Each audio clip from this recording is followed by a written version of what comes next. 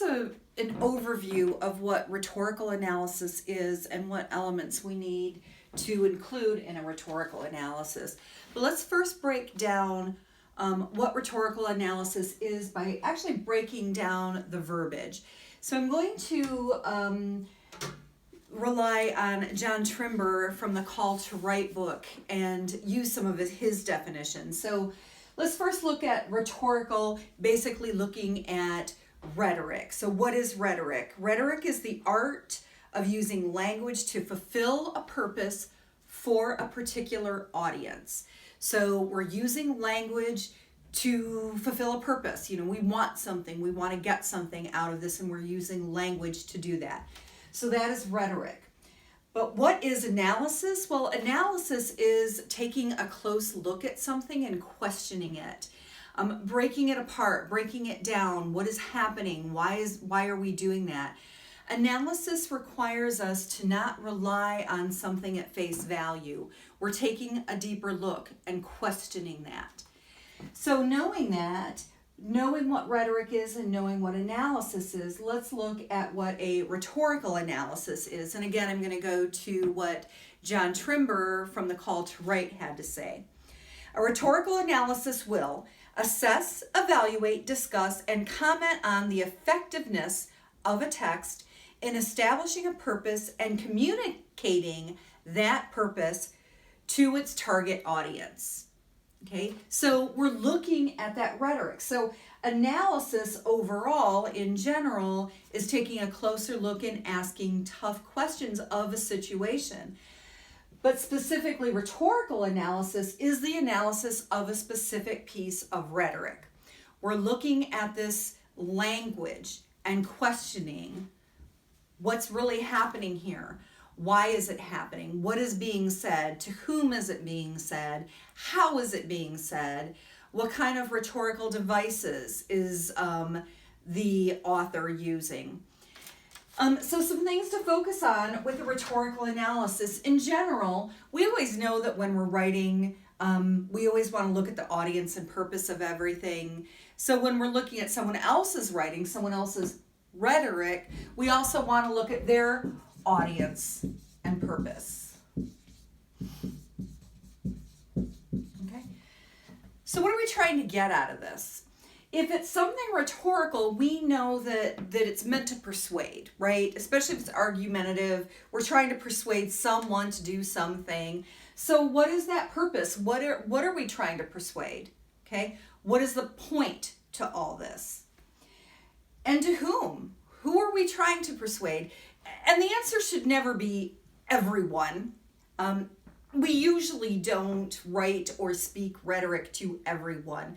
We want to figure out who that audience really is. And when we're looking at someone else's rhetoric, we have to question, who is this author writing this for? Who is he trying to persuade, right? What group of people is she trying to get to more specifically?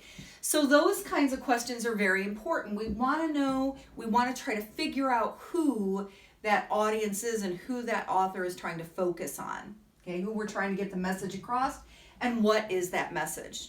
Okay, what kind of call to action, or what kind of call to awareness, or what is the persuasion involved in this rhetoric? So it's very important that we look at the audience and purpose. Other things we can look at is the language. What kind of language is this author looking at? And when I say author, remember, this rhetoric can be written text, it can be spoken, it can be a speech, it can be a book, it could be a poster, it could be billboards. There's so much that rhetoric could be. It's some kind of language. So rhetoric can even be visual. It can be a magazine ad, something like that. Whatever kind of language we're using to get the point across. So look at that language. What kind of tone is being used? What kind of formality? So we could look at maybe scholarly journals, and that language could be very different than if we were watching say Family Guy or The Simpsons. Now you may laugh that I put those two together, but don't you think that sometimes Family Guy or The Simpsons are trying to send some kind of message? Or maybe some of these late night talk show hosts like Stephen Colbert. Do you ever think that maybe he's trying to make some kind of a point, or Trevor Noah, or these people, right? There's still rhetoric. That's still rhetoric. The same as if you were to look at an academic journal article, right? There's always something there. There's rhetoric there.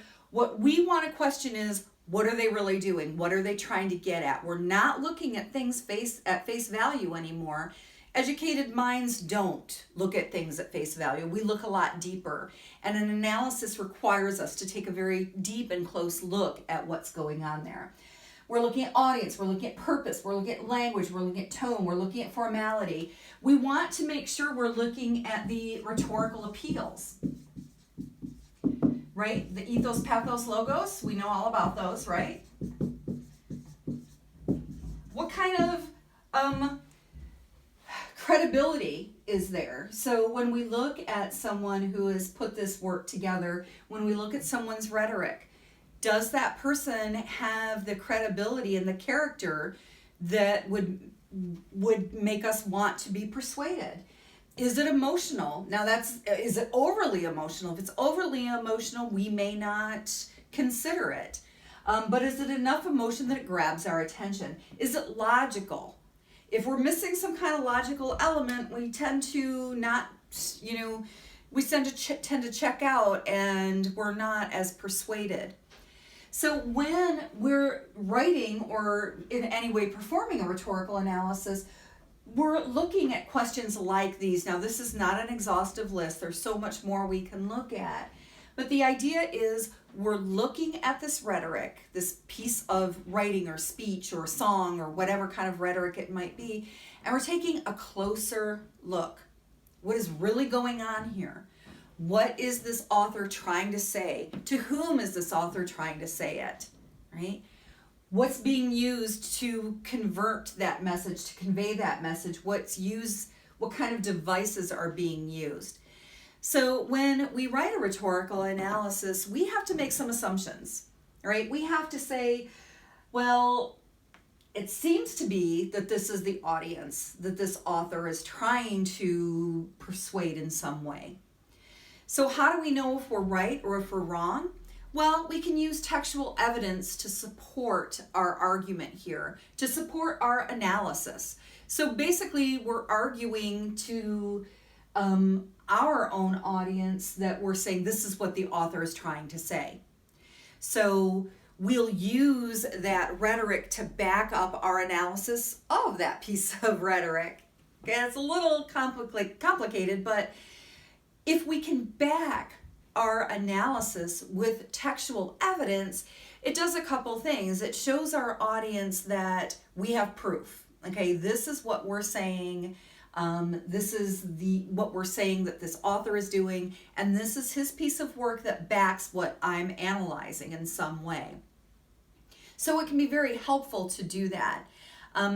It proves your point a little bit. You're showing your audience what you think is happening here, this assumption that you've made, but you're supporting it with that textual evidence. So evidence will always support our analysis. So that's kind of your general overview of what rhetoric is. The best way to approach rhetorical analysis is to be sure you really understand that rhetoric.